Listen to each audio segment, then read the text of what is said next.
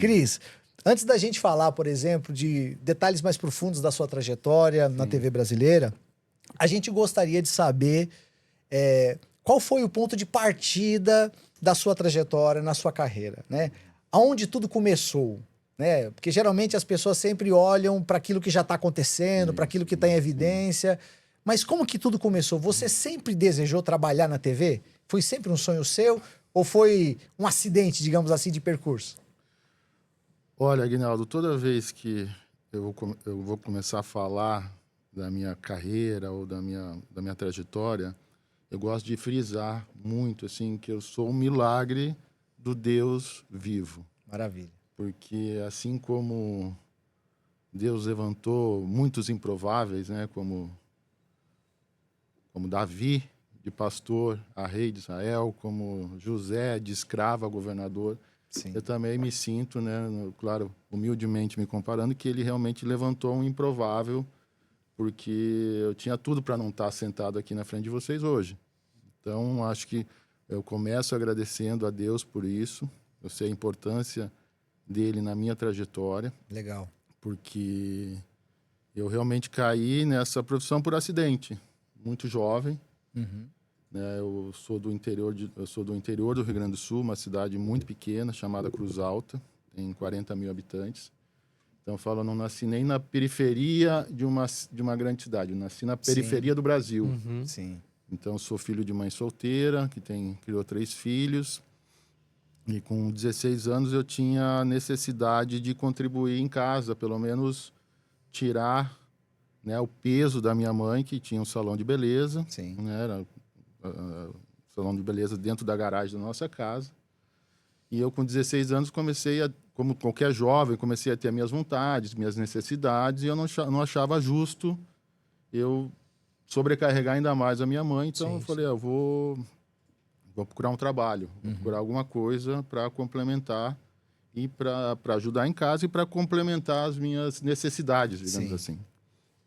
Então, com 16 anos, eu ainda estava no segundo ano do segundo grau, hoje que é o ensino médio, né? Ensino médio, ensino médio, exato. Tinha eu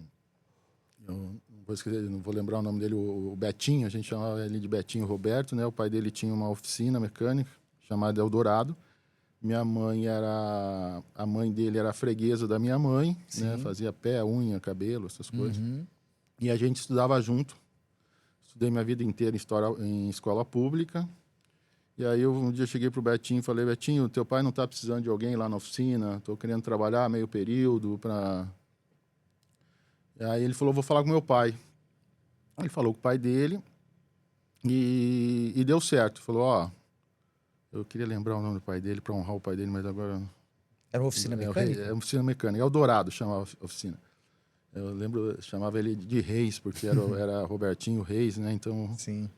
Aí eu falei, não, maravilha. Só que o que acontece? Era no meio do mês, era tipo dia 12, dia 15. E o pai do Betinho pediu, ó, pede pro Cris esperar até terminar o mês, ele começa no mês cheio, não começa no mês quebrado e tal, não sei o quê. Próximo a esses dias, aí um colega meu, o Marcelo Buco, ele virou para mim e falou, pô, consegui um estágio. Um estágio? Um estágio? Aonde você conseguiu um estágio? Ah, consegui num posto de gasolina, contabilidade, no escritório de contabilidade de um posto de gasolina. Falei, cara, que legal, pô, um escritório é melhor do que, né, um ambiente, não desmerecer nenhuma profissão, mas né, ali eu vi uma oportunidade. Pô, e como é que você fez? E eu sempre também gosto de honrar esse lugar, que é o CIEE, o Centro de Integração Escola-Empresa, que ajuda milhares de jovens, milhões de jovens aí ao longo do ano. Então, eu sou fruto desse projeto social. Pô, que legal. Eu fiz um cadastro. Eu fiz um cadastro lá na sede. E eles me chamaram. Eu falei, ó, tô esperando aí, não estou fazendo nada, vou lá fazer esse cadastro. Vou lá me inscrever para esse CIE. Quem sabe eu não arrumo Uma oportunidade melhor, uma né? oportunidade, exato. Aí eu fui, sem pretensão nenhuma, preenchi a ficha e tal. E aí como é que Deus começa a operar na minha vida, né? Deus ali começa a se manifestar e levantar um improvável. Aí, uma semana depois, o telefone toca naquela época não existia telefone celular, 1994. O Brasil tinha acabado de ganhar o Tetra, né, com aquela seleção Dunga, Romário, Bebeto. Minha mãe atendeu, eu não estava em casa, e aí falou que tinha uma entrevista, na verdade, um processo seletivo dentro da RBS TV Cruz Alta, que a RBS TV é afiliada da Rede Globo lá no Rio Grande do Sul. Uau! Então, aí começou a mudar a minha história. Eu fui para o processo seletivo, eram mais de 30 pessoas nesse primeiro, para 3 vagas. Quem está acostumado a fazer vestibular, a concurso, as coisas, era 10 para 1, né, a proporção. E aí, no primeiro dia, era uma sala com 30 pessoas, mais de 30 pessoas, a gente começou a fazer umas dinâmicas, fez uma entrevista e tal. Eu passei na primeira fase.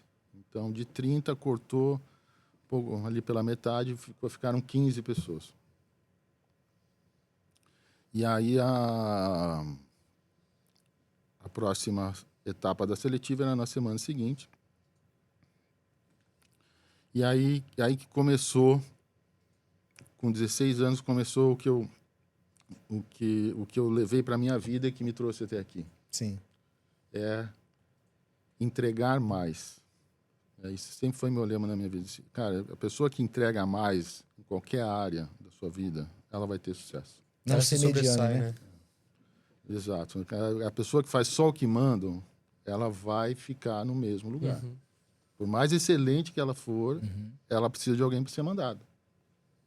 O que eu fiz? Naquela época não existia ainda o computador, era, né, até na própria RBS só tinha 1 ou 2 computadores, né? Sim.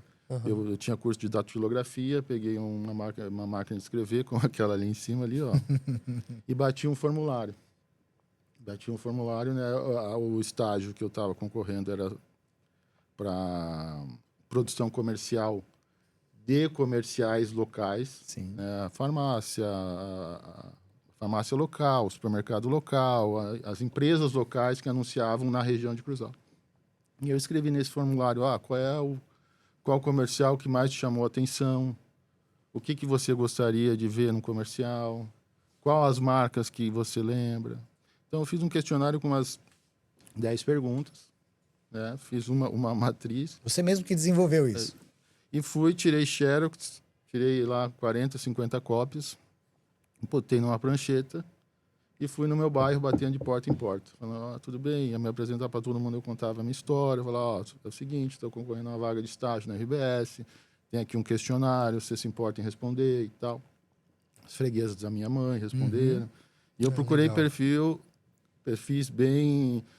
dona de casa, professor, engenheiro agrônomo, advogado, empresário. Procurei né, ali já ter uma representatividade. Sim. Pegar opiniões bem distintas, né? Porque aí né, você vai e também colhe de pessoas com diferentes habilidades. Né? Então, levei ali 2, 3, 4 dias para completar a pesquisa. Eu lembro que eu vi assim, faltava para cumprir ali, tinha o advogado, tinha a professora, tinha a enfermeira e tal. Falei, lá é uma região essencialmente agrícola. Sim. Eu falei, eu preciso de um engenheiro agrônomo. Eu lembro que foi a última pessoa, eu nunca esqueço, eu bati na porta. O marido dela era minha professora de química, a professora Cristina, e o marido dela, o Dirceu, era engenheiro agrônomo. Aí ele preencheu para mim e falei, pronto, agora tá finalizei essa etapa. Aí, quando eu cheguei no dia de voltar à seletiva, o que acontece? Eu também descobri que das 3 vagas, 2 já tinham sido indicações. O João Maurício, então, na verdade, tinha uma vaga. Você estava concorrendo para uma vaga, né? Porque já era uma indicação interna, eram conhecidos e tal, não sei o quê. Aí eu cheguei para a Ana Márcia, que foi minha chefe, né? Minha querida demais, aprendi muito com a Ana Márcia. Entreguei para ela essa pesquisa. Falei, Marcinha era o nome, né? Marcinha, está aqui. Eu fiz uma pesquisa, né? Aqui tem 50 pessoas que avaliaram o que gostam de ver na televisão, o que viram, o que não... Né? Ali alguma... E ela perguntou para mim assim, mas por que você fez isso? Ninguém pediu isso. Não, eu fiz porque eu quis entregar mais, eu quis entender mais também do que é essa vaga, do que... Então, eu conversando com aquelas pessoas, as pessoas também iam me falando, não, eu gostei do comercial da Coca-Cola, eu gostei do comercial do açaí, eu gostei... Então, isso também me abasteceu, Márcia, para estar mais preparado para se caso eu consiga... Material, né? Exato, eu tenho... Aquilo realmente surpreendeu, pegou ela de surpresa, o fator surpresa é muito bacana. E então, aquela única vaga realmente que realmente estava em jogo, eu acabei conquistando aquela Uau, vaga. Legal. Legal. Então, isso foi o começo. E até esse momento, partindo ali de quando você perguntou pro seu amigo se o pai dele tinha vaga na oficina e tal, até esse momento que você conseguiu a vaga, passou quanto tempo? Davi, vou te falar que foi rápido, cara. Foi rápido. Assim, eu acho que não chegou a... eu não cheguei a ter que trabalhar na oficina e desistir. Eu acho que... Cara, eu não recordo muito, mas eu acho que esse processo foi mais ou menos ali o equivalente a uns 15, 20 dias eu já estava trabalhando realmente na televisão. E aí, quando eu cheguei na televisão, eu me encantei com aquilo e falei, cara... Outro mundo, outro né? mundo, 16 anos de idade. Assim, aquele mundo da televisão. Pegou Então, gosto. fiquei apaixonado porque nunca mais fiz outra coisa a não ser trabalhar com a televisão. Então, por isso que quem está ouvindo aqui a gente, eu acho que o que fica de mensagem, entregue mais. Que legal. Entregue mais do que você for requisitado. Que às vezes muita gente fala, não vou ficar 1 hora a mais no trabalho porque eu vou dar essa hora para o patrão, não sei o quê. Mas todas as vezes que eu fiquei a mais, não foi para o meu patrão. Era um investimento para você. Foi o meu investimento. Foi isso que me trouxe o diferencial, porque nessa 1 hora a mais eu também estava aprendendo, eu também estava produzindo, eu também estava entregando mais produtividade. Então, isso para quem quer chegar em algum lugar e às vezes não tem a condição técnica, não tem a condição financeira. Tinha um diretor musical que falava muito na Globo, né? Quem não tem dinheiro, investe trabalho. Essa é uma máxima, né, que acaba funcionando, porque se você se faz necessário, que é a segunda etapa, porque, tá bom, eu cheguei lá, a primeira vitória foi entrar na RBS. Ser aprovado. Exato. Sim. Mas aí vinha um desafio muito maior, que era me manter lá dentro. Sim. Porque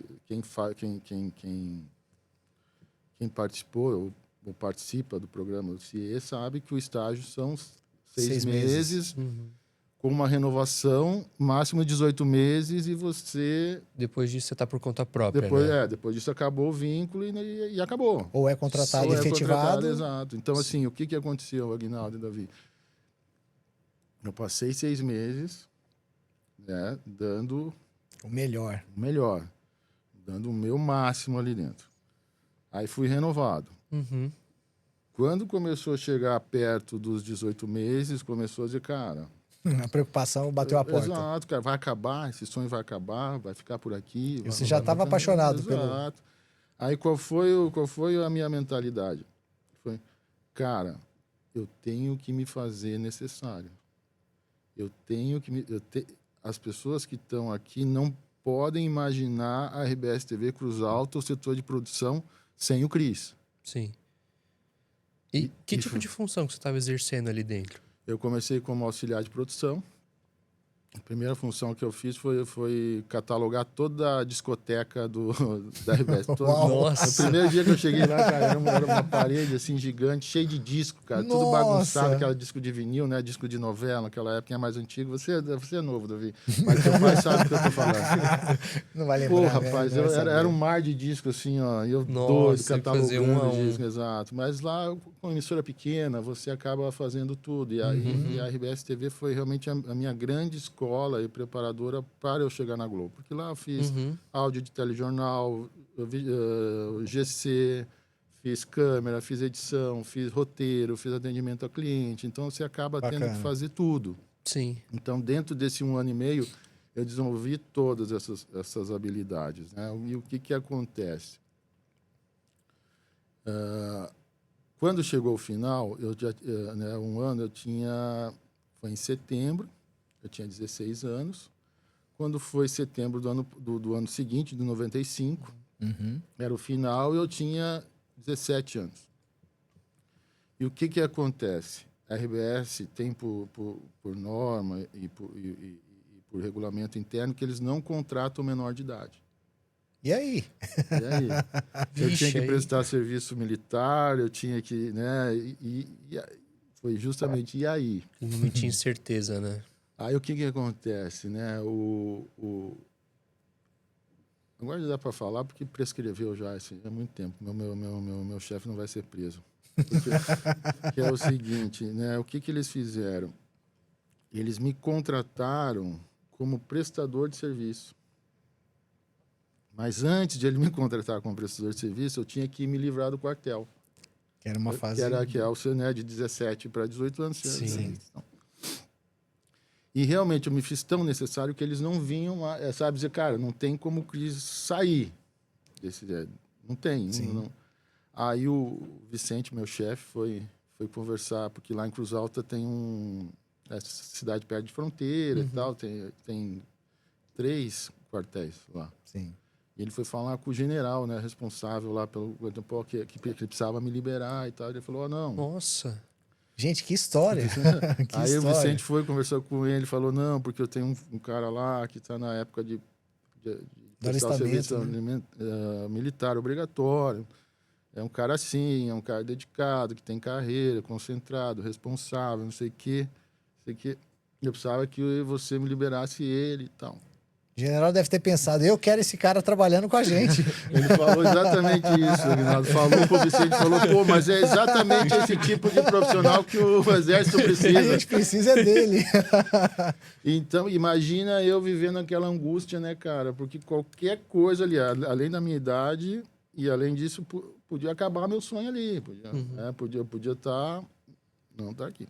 É interessante. Mais uma vez, Deus operando, né? Acabou que eu fui dispensado. E aí fui contratado como mão de obra temporária, mesmo sendo menor de idade, até completar os 18 anos e poder ser efetivado como funcionário da Rede Globo. Sensacional. Da RBS.